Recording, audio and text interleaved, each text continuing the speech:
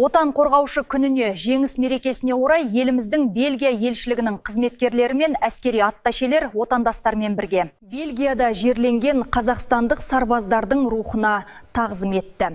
Генк қаласындағы екінші дүниежүзілік соғыс жауынгерлеріне арналған ескерткішке гүл шоқтарын қойды.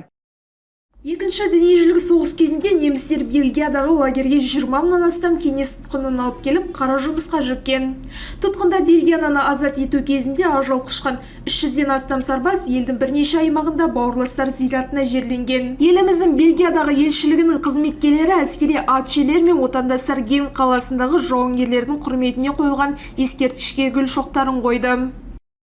Мы считаем нашим священным долгом. Сұрапыл соғыста қаза тапқан барлық батырларға құрмет көрсету біздің қасиетті міндетіміз. Қазақстаннан майданға 1 400 000-нан астам адам шақырылып, олардың тең жартысы елге оралмады. Бельгияда, Батыс Еуропада ажал құшқан ата-бабаларымыздың ерлігін ұмытпау, тарихи жауапкершіліктің ажырамас бөлігі, әрі келер ұрпақты тәрбиелеудің берік негіз деп санаймыз. Генктегі қорымға берілген бетте Нұрадин деген қазақ есімі көзге түседі. Бесенов деп жазылған, дұрысы Бесенов. 1944 жылы Геймбург жерінде ажал құшқан сарбаздың қабіріне бірнеше жыл бұрын туыстары туған жердің бір уыс топырағын салған. Бельгиядағы қазақстандықтар да жылдағы дәстүр бойынша батырлардың рухына тағзым етті. Біз екінші дүниежүзілік соғыс жылдарында ерлікпен шайқасқан ата-бабаларымыздың ешқашан ұмытпауымыз керек. Олар біз үшін бейбіт өмір сыйлау жолында жанын қиып, ауыр қиындықтарды басын өткерді.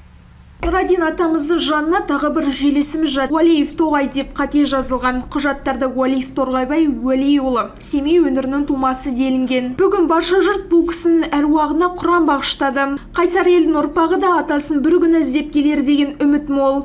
Еліміздің Бельгияда елшілігінің қызметкері осында жерленген қазақстандық оғландардың есімін анықтап, олардың ерлігін ұлықтау жұмыстарын әрі қарай да жалғастыра бермек.